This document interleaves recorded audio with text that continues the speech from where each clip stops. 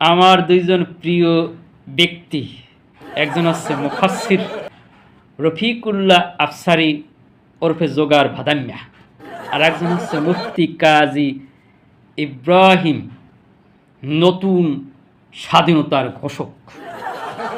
তো এই দুইজন আর খুব মনে করছিলাম আর কি। তাদের একটা ছবি ফেসবুকে আসলো, ক্যাপশনটা একটু দেখেন, মিল আছে তাদের কথার সাথে কিন্তু।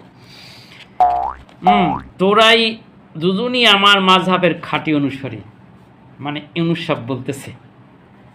আর এই ভাদাম্যা জোকার বলতেছে, হে মহান ইমাম, আমনে আজীবন থাকবেন মনে করছিলাম। মুফতি কাজী বস, আরেকটি যদি আপনি থাকতেন আপনাকে সরাসরি নবী বানিয়ে ফেলতাম। এরা যেভাবে বক্তব্য দিত এর সাথে মিল আছে আসলে।